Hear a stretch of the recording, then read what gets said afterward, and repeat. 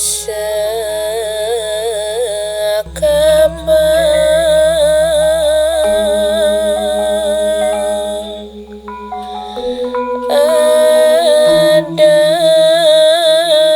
sebuah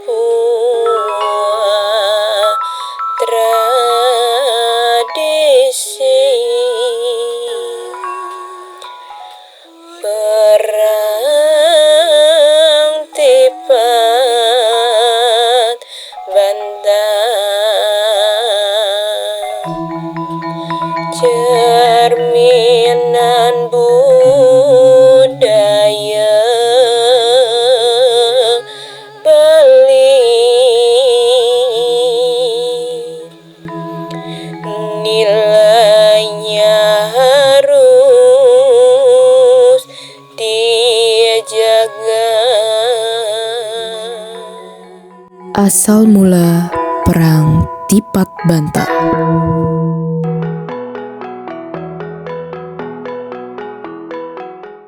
Pada zaman dahulu, di kerajaan Bali, hiduplah seorang patih bernama Kebo Iwa.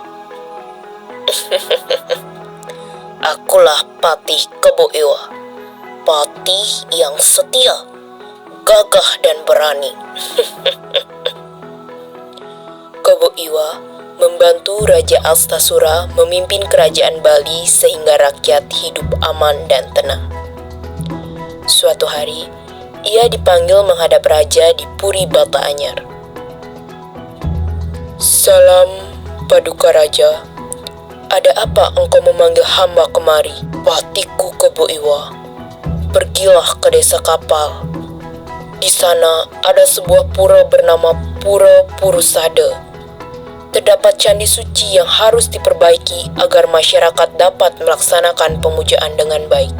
Kebo Iwa membungkuk hormat dan menjawab, "Baik, Paduka Raja, hamba akan melaksanakan perintah." Kebo Iwa kemudian berangkat bersama pasukannya membawa bata merah dan kayu jati sebagai bahan bangunan.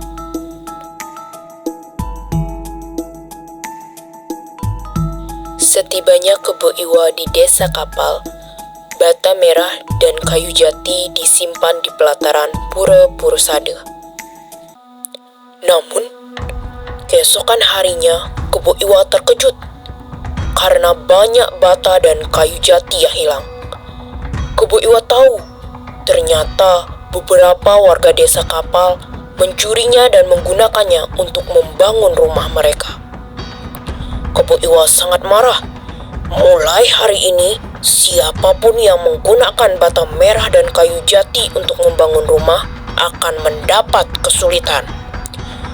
Benda-benda ini hanya boleh digunakan untuk bangunan suci atau bangunan umum. Masyarakat desa Kapal segera meminta ampun kepada Kebo Iwa.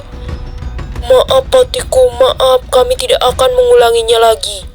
Sejak saat itu, tidak ada lagi bata dan kayu jati yang hilang sehingga Kebo Iwa bisa melanjutkan perbaikan candi di Pura Purusada. Kebo Iwa bersama pasukannya sangat sungguh-sungguh memperbaiki candi yang ada di Pura Purusada. Namun, di tengah-tengah perbaikan candi, desa Kapal tiba-tiba dilanda paceklik. Hujan tidak turun, tanaman mati, panen gagal sehingga masyarakat kelaparan. Melihat keadaan tersebut, Kebo Iwa memutuskan untuk bertapa di Pura Purusada agar mendapatkan petunjuk agar paceklik segera berakhir. Saat selesai bertapa, Kebo Iwa mendapatkan petunjuk agar masyarakat desa Kapal melaksanakan perang tipat bantal sebagai bentuk menjaga keseimbangan alam dan kehidupan. Kebo Iwa segera memberitahu masyarakat desa Kapal. "Masyarakat desa Kapal, masyarakat desa Kapal, berkumpullah." Ada apa Patih Kebo Iwa? Apa ada tugas untuk kami? Tidak. Tadi, setelah aku bertapa, aku mendapatkan petunjuk. Jika kalian ingin paceklik ini segera berakhir, maka laksanakanlah. upacara perang tipat bantal. Tradisi saling melempar tipat dan bantal sebagai lambang keseimbangan hidup. Baik, Patih Kebo Iwa, kami akan segera melakukannya. Seluruh masyarakat desa kapal pun mulai melakukan perang tipat bantal, saling melempar tipat dan bantal sebagai lambang keseimbangan hidup. Ajaib, setelah upacara dilakukan, hujan mulai turun, tanah kembali subur dan panen pun berhasil. Seluruh warga desa kapal sangat bahagia dan berterima kasih kepada Kebo Iwa. Akhirnya pacaklik berakhir. Terima kasih Kebo Iwa, terima kasih Kebo Iwa. Kebo Iwa pun memberi pesan terakhir. Mulai hari ini, janganlah menjual ketupat yang dibungkus janur. Ketupat melambangkan perempuan yang harus dihormati. Jika dijual dengan sembarangan, hidup bisa menjadi tidak bahagia dan tidak rukun. Jalankanlah tradisi perang tipat bantal ini setiap purnama kapat. Seluruh masyarakat desa kapal berterima kasih dan berjanji memegang semua pesan tersebut. Kebo Iwa dan pasukannya pun kembali melanjutkan perbaikan candi di Pura Purusade. Setelah beberapa hari perbaikan candi selesai, Kebo Iwa kembali ke kerajaan Bali setelah melaksanakan semua tugasnya di desa kapal. Hingga kini, masyarakat desa kapal tetap menjaga pantangan tersebut. Mereka tidak memakai bata merah dan kayu jati untuk membangun rumah pribadi, tidak menjual ketupat berbungkus janur, dan selalu melaksanakan tradisi perang tipat bantal setiap purnama kapat.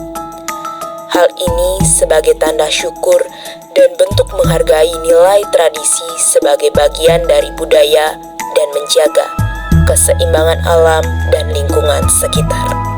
Aku berharap seluruh generasi muda peduli dan melestarikan nilai tradisi sebagai bentuk dari budaya.